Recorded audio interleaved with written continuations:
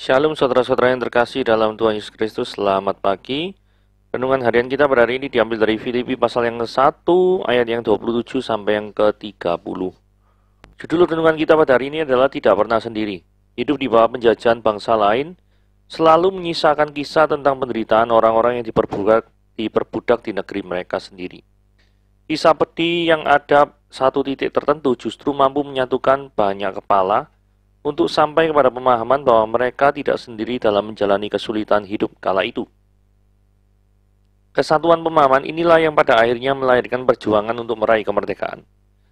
Penderitaan hidup sebagai pengikut Kristus pun pada dasarnya mengisyaratkan narasi yang serupa. Cerita yang menuturkan beragam kisah orang yang percaya yang mengalami kesulitan hidup sebagai harga yang harus dibayar demi iman. Iman yang bertolak dari karunia bukan saja untuk percaya pada Kristus, melainkan juga untuk menderita bagi Dia. Karunia semacam ini merupakan tanda keselamatan, yang melahirkan kekuatan untuk mengatasi pergumulan hidup, sebagaimana yang dialami oleh Rasul Paulus dan para pengikut jejak langkah Kristus di seluruh dunia.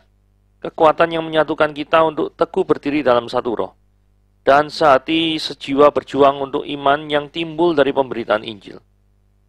Realitas hidup orang percaya tidak pernah jauh dari penderitaan, karena salib Kristus. Penderitaan hidup yang akan senantiasa mengingatkan bahwa kita tidak pernah sendiri dalam menjalaninya. Ingatan inilah yang sanggup menyatukan kita, para pejuang iman, untuk tidak menyerah dan kalah dalam meraih kebebasan hidup yang sesungguhnya. Setiap orang percaya tidak pernah sendiri dalam menjalani penderitaan karena salib Kristus. Oke, renungan kita pada hari ini berjudul ini ya. Ketika perbuatan yang menyelamatkan banyak orang justru membuat penderitaan bagi sang penyelamat. Ya, nanti kita akan membahas film Richard Jewell, gitu ya. Based on the true story of 1996 Atlanta bombing, gitu ya. Oke, kita baca ayatnya terlebih dahulu, yaitu Filipi pasal yang pertama ayat 27 sampai yang ke-30. Hanya hendaklah hidupmu berpadanan dengan Injil Kristus, supaya apabila aku datang, aku melihat, dan apabila aku tidak datang, aku mendengar, bahwa kamu teguh berdiri dalam satu roh, sehati sejiwa, berjuang untuk iman yang timbul dari berita Injil, dengan tiada digentarkan sedikit pun oleh lawanmu. Bagi mereka semuanya itu adalah tanda kebinasaan, tapi bagi kamu tanda keselamatan, dan itu datangnya dari Allah. Sebab kata kamu dikaruniakan bukan saja untuk percaya kepada Kristus, melainkan juga untuk menderita untuk Dia. Dalam pergumulan yang sama seperti yang dahulu kamu lihat padaku, dan yang sekarang kamu dengar tentang aku. Oke, mari kita bahas ayat yang ke-27 terlebih dahulu ya. Nah, latar belakang daripada ayat 27 ini adalah kondisi Paulus saat menuliskan surat Filipi ini ada dalam penjara, sehingga dia tidak bisa menemui jemaat di Filipi. Tetapi Paulus memiliki kerinduan yang besar untuk datang ke Filipi. Hal ini bisa kita baca dalam frase yang ini ya, supaya apabila aku datang, aku melihat. Jadi seandainya Paulus itu sudah dibebaskan dari penjara, maka dia mau mendatangi daripada jemaat di Filipi. Tetapi jika aku memang tidak memungkinkan untuk datang, maka Paulus berkata, apabila aku tidak datang, aku mendengar. Jadi paling tidak, Paulus ini ingin menemui secara langsung, itu sebagai tujuan utamanya dia. Tetapi jikalau itu tidak mungkin, maka Paulus ingin setidaknya mendengar kabar dari jemaat di Filipi. Nah, dari sini kita lihat ya, harapan Paulus pada jemaat Filipi itu adalah tetap teguh imannya, sekalipun mengetahui pemimpin mereka, yakni Rasul Paulus, ada di dalam penjara. Ini menunjukkan bahwa kisah kepedulian dari Paulus kepada jemaat di kota Filipi, peduli dalam pengertian supaya keadaan yang dialaminya itu tidak melemahkan daripada iman para jemaat di Filipi. Nah, ini ada cerita ya, Airbnb for Ukraine. Jadi ini informasi ini saya dapat dari Detik gitu ya. Ada fenomena unik. yakni orang-orang di seluruh dunia, membanjiri pemesanan Airbnb di Ukraina. Tetapi mereka tidak berencana untuk check-in. Nah, salah satu penduduknya yaitu Volodymyr Bondarenko menghabiskan sebagian besar waktunya bersembunyi di apartemennya di ibu kota Ukraina di Kiev. Antara mendengarkan sirene serangan udara dan panik berkirim pesan kepada keluarga, dia juga bertukar pesan dengan banyak tamu Airbnb. Mereka memesan kamar di jantung ibu kota Ukraina. Ini adalah bagian dari kampanye media sosial kreatif untuk menyalurkan dana kepada orang-orang Ukraina. Diketahui bahwa mereka dikepung, membutuhkan bantuan keuangan ketika pasukan Rusia membombardir daripada negaranya. Pada tanggal 2 Maret dan 3 Maret, tamu dari seluruh dunia memesan lebih dari 61.000 malam di Ukraina menurut juru bicara Airbnb. Lebih dari setengah malam itu dipesan oleh penduduk Amerika, kata juru bicara itu. CNN berbicara kepada orang-orang di Amerika Serikat, Inggris, Australia, yang telah memesan persewaan Ukraina di Airbnb dalam beberapa hari terakhir. Jadi artikel ini menunjukkan bagaimana seseorang bisa menunjukkan kepedulian terhadap sesama, sekalipun orang itu memang tidak hadir. Karena ya pasti orang yang wajar ya tidak mau ke Ukraina posisi sekarang, ya kecuali mungkin penduduk Ukraina, asli Ukraina yang mau membela negaranya, itu lain cerita ya. Tetapi pasti orang ya tidak mungkin untuk menunjukkan kepedulian terhadap Ukraina. Orang-orang kayak orang biasa, bukan orang militer ya, datang ke Ukraina itu ya tidak mungkin lah ya. Itu namanya cari mati nanti. Tapi kita orang-orang ini tetap bisa menunjukkan kepedulian terhadap orang-orang dengan Ukraina dengan modern ya, dengan teknologi modern, yaitu pesan secara online, Airbnb dan lain sebagainya. Saudara, ini adalah cara yang digunakan, tidak perlu tatap muka terhadap orang yang dipedulikan, tetapi bantuan itu tetap bisa disalurkan dan dapat bisa dirasakan oleh orang yang membutuhkan. Sama seperti Paulus tadi ya, Paulus masih ingin bertemu dengan orang-orang jemaat di Filipi, tapi tidak bisa ketemu. Karena apa? Karena dalam penjara. Tapi Paulus tetap menunjukkan kepedulian terhadap kerohanian mereka. Nah, ini contoh modernnya ya di Airbnb for Ukraine, gitu ya. Yang kita bahas ayat 28. Dengan tiada digentarkan sedikit pun oleh lawanmu, bagi mereka semuanya itu adalah tanda kebinasan. Saudara, ketika seorang Kristen itu dianiaya, maka di mata orang dunia terlihat bahwa orang Kristen tersebut mengalami kekalahan. Tapi justru Tuhan menggunakan penganiayaan sebagai sarana untuk menyebarkan kasih ke seluruh dunia. Betul ya? Para pengikut Kristus tersebar ke daerah Eropa, Afrika, Asia Tengah, Asia Kecil, bahkan sampai ke Asia Selatan. Ke India, Thomas ya. Afrika itu Rasul Matius. Asia Kecil, Yohanes Pembaptis. Asia Tengah itu ada di daerah Pakistan, ada di daerah Uzbekistan, ya toh. Daerah Eropa di Spanyol, Paulus di daerah di Eropa, di Yunani ini juga. Jadi para pengikut Kristusnya itu tersebar di seluruhnya. Karena apa? Karena disebabkan adanya berbagai macam penderitaan yang dialami oleh mereka. Sehingga penderitaan itu memang Tuhan gunakan untuk memperluas daripada kerajaan surga. Nah, saudara perhatikan baik-baik ya. Setiap orang yang menegakkan kebenaran, dalam hal ini para rasul yang menegakkan kebenaran, selalu ada tantangan dari musuh-musuh yang melawan daripada kebenaran tersebut. Jadi orang yang berbuat kebenaran ini kadang-kadang tuh dimusuhi gitu loh. Hari ini kita akan melihat ya, film daripada Richard Jewell. Richard Jewell ini orang yang berdiri di tengah ini ya, orang yang bertubuh tambun ini. Nah, Richard Jewell ini posisinya adalah orang yang terobsesi itu untuk menjadi penegak kebenaran. Sehingga dia memulai karirnya itu sebagai pengantar daripada surat-surat dalam sebuah kantor pengacara, gitu ya. Kemudian dia melamar menjadi petugas security, penjaga di suatu security di suatu asrama tertentu gitu ya. Nah, kemudian dia juga akhirnya bekerja di dalam security untuk mengamankan daripada Olimpiade di Atlanta tahun 1996. Jadi kisah yang saya ceritakan ini berawal dari pengadaan Olimpiade di Amerika Serikat di Atlanta tahun 1996. Kejadiannya itu adalah di Centennial Park, gitu ya. Nah, pada waktu itu si Richard Jewell ini sedang bekerja di malam hari, dan waktu itu ada konser Kenny Rogers, nggak salah waktu itu ya. Kemudian dia mengawati, tuh, ini kok ada tas gitu ya, toh?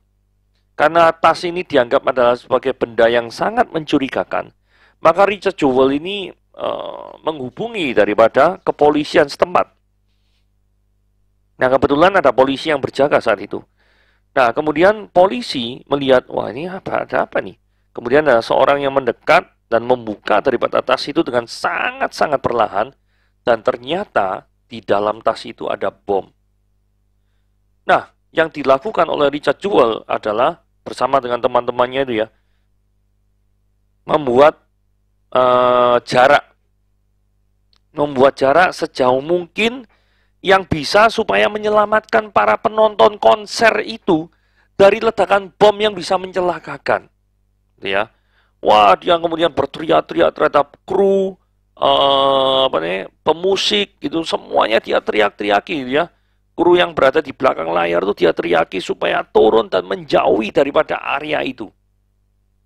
Nah, karena area itu sangat ramai, gitu ya. Akhirnya bom itu meledak. Dan ternyata korbannya yang tewas itu 2 orang, sedangkan 100 orang itu luka-luka. Tapi setidaknya korban ini sangat minim dibandingkan jikalau seandainya Richard Jewell itu tidak melakukan peringatan terhadap orang-orang yang ada di konsernya malam itu di Centennial Park gitu ya, di Atlanta. Terus sekejap mata di dalam sekonyong-konyong gitu ya, ini Richard Jewell itu terkenal ya, jadi makin banyak orang itu yang mewawancarainya, dianggapnya sebagai hero, wah luar biasa gitu ya toh. Nah, kemudian di lain pihak dikisahkan polisi ini sedang kebingungan untuk mencari, ini yang ngebom itu siapa sih? Gak ketemu. Mereka tidak punya petunjuk sama sekali. Kecuali telepon sebelum bom itu meledak. 30 menit ada seorang telepon sebelum bom itu meledak. Ya, itu polisi ini bingung. Terus kemudian polisi cari informasi apa gini gitu. Terus tiba-tiba ada seorang yang mantan bosnya daripada Richard Jewell ini mengatakan ngomong gini, Richard Jewell itu orangnya tuh suka diperhatikan, atau dengan kata lain suka cari perhatian. Nah, gitu ya. Terus si mantan atasannya Richard Jewell ini, yang waktu itu Richard Jewell kan saya pernah cerita itu sebagai penjaga asrama gitu ya. Nah, ternyata yang bosnya ini yang mengepalai kepala security, kepala SMA-nya yang asrama ini bilang, iya, kadang-kadang dia bertindak di luar kewenangannya. Jadi menjelek-jelekkan lah intinya. Nah, terus tiba-tiba datanglah seorang perempuan yang di bawah ini ya, yang foto perempuan ini. Perempuan ini cari berita karena reporter. Nah, kemudian dia menghubungi polisi, ada kabar apa ya? Ada kabar apa nih? Ada kabar apa nih? Terus polisi tiba-tiba yang dekat dengan dia mengatakan, oh, kita kok rasa-rasanya mencurigai Richard Jewell ini. Kenapa kok dia tahu posisi bomnya ya? Wah, ini mulai nih ya. Jadi orang yang menyelamatkan malah dicurigai sebagai pengebom. Wah, terus karena kecurigaan ini, kan merupakan suatu berita yang menarik ya. Terus wanita ini menulis artikel di namanya Atlanta Journal ini. FBI suspects hero guard may have planted bomb. Waduh. Jadi penjaga security yang asalnya dianggap hero itu dicurigai yang meletakkan bom di Centennial Park. Waduh. Ini from hero jadi zero. Saudara, waktu itu hidup Richard Jewell itu berbalik 180 derajat. Yang asalnya itu dipuja-puja luar biasa. Akhirnya itu wartawan pengen menemuinya. Oh, kamu ya ternyata yang menanamkan bom ya. Apa gini gitu. Wah, hidupnya itu sungguh-sungguh menderita. Kemudian, untunglah Richard Jewell ini mempunyai seorang teman yang namanya Watson Bryan, itu pengacara. Gitu ya. Kemudian pengacara Watson Bryan ini bersedia untuk membantu daripada Richard Jewell ini untuk menghadapi daripada polisi-polisi FBI yang frustrasi tidak menemui daripada pengebom yang sebenarnya, tapi menuduh Richard Jewell itu sebagai tersangka. Nah, kemudian ini ya, lelaki yang ada di sebelah kiri ini adalah Watson Bryan. Jadi dia menghibur daripada Richard Jewell. Kemudian ini adalah mamanya yang stres sekali, yang menangis. Kenapa kok anak saya yang tidak bersalah dituduh menjadi pengebom? Nah, kemudian rumahnya Richard Jewell juga didatangi oleh polisi ini. Kemudian, nah polisi ini nakal ini ya. Dia ini menyuruh Richard Jewell itu direkam suaranya. Ngomong gini, coba tirukan suara seperti ini Richard Jewell. Nah, polisi ini berkata pada Richard Jewell gini, coba kamu katakan gini, aku meletakkan bom di Centennial Park, jikalau dalam 30 menit Anda tidak beralih dari sana, maka ini akan meledak. Wah, misalkan seperti itu ya. Kata-kata persisnya saya lupa, tapi kurang lebih seperti itu. Diulang-ulang 3 kali. Nah, tujuannya adalah supaya katanya polisi ini, oh ini kita mau cocokkan suara. Nah, takutnya karena polisi ini lagi dia tuh tendensius, maka dia takutnya menggunakan rekaman suara asli daripada orang yang pengebom itu, nanti diganti dengan rekaman suara ini, kan repot. Seperti itu. Nah, kemudian apa yang dilakukan oleh Watson Bryan? Watson Bryan mengatakan gini, coba, itu yang telepon daripada 911 itu ya. Telepon kepolisian 911 itu. Itu tuh memangnya jam berapa? Dan suara dari telepon umum yang mana? Itu tahun 96 bisa ngetris. Nah, ketika Watson Bryan itu mencoba untuk berjalan ya, dari tempat kejadian di mana Richard Jewell itu berteriak-teriak, oh ini ada bom nih. Terus berjalan ke tempat daripada orang telepon itu adalah 6 menit untuk jalan. Padahal waktu itu tidak masuk akal. Tidak mungkin Richard Jewell itu berjalan, mari habis telepon, kemudian 6 menit kemudian dia itu ada di lapangan untuk teriak-teriak. Tidak mungkin. Karena itu butuh waktu setidaknya jalan pergi sekali 6 menit, pulang pergi 12 menit. Padahal pada waktu Richard Jewell itu berteriak-teriak, telepon itu sudah masuk. Gitu ya. Jadi dengan time analysis yang tidak cocok ini, maka Richard Jewell dibebaskan dari segala tuduhan, tapi butuh 88 hari. Bahkan 6 tahun kemudian, barusan pengebom asli ini. 6 tahun kemudian, barusan pengebom asli ini ya, yang bernama Eric Rudolph, itu barusan diketemukan. Ya, ini tahun kurang lebih ya tahun 2002. Dan setelah tahun 2002 ya, 6 tahun kemudian setelah itu, tahun 2004 atau 2007 gitu ya, Richard Jewell meninggal dunia karena dia kena gagal jantung. Karena mungkin badannya yang gemuk ini ya. Nah, tapi yang saya mau soroti di sini adalah ketika Richard Jewell dengan tulus berbuat kebenaran, malah dituduh sebagai orang yang berbuat kejahatan. Ini adalah jahatnya dunia. Jahatnya di mana polisi ini yang tidak bisa menemukan tersangka yang sebenarnya, tetapi malah cari kambing hitam. Pokoknya wes ada kambing hitam, wes sikat aja lah. Kayak gitu. Walaupun dia sudah tahu bahwa bukti-bukti yang menunjukkan via kayak telepon apa gini itu tidak cocok time frame-nya, tetap dia tidak mau tahu. Saudara, ada banyak orang seperti ini. Ada banyak orang yang berbuat kebenaran, tetapi mengalami nasib yang sama seperti Richard Jewell, yaitu malah diputar balikan sehingga kebenaran itu diinjak-injak. Saudara, mari kita teruskan ayat 29. Sebab kepada kamu dikaruniakan bukan saja untuk percaya kepada Kristus, melainkan juga untuk menderita untuk Dia. Hal yang perlu garis bawahi ini ya. Untuk bisa percaya pada Kristus, itu adalah karunia Allah. Bukan usaha kita sendiri, atau keinginan kita sendiri, untuk percaya pada Kristus. Saudara lihat di dalam 2 Timotius 1 ayat 9. Dialah yang menyelamatkan kita dan memanggil kita dengan panggilan kudus. Bukan berdasarkan perbuatan kita, melainkan berdasarkan maksud dan kasih karunia-Nya sendiri, yang telah dikaruniakan kepada kita dalam Kristus Yesus sebelum permulaan zaman. Jadi, Allah memanggil kita itu bukan berdasarkan perbuatan baik kita. Ini penting. Melainkan berdasarkan maksud dan kasih karunia-Nya sendiri.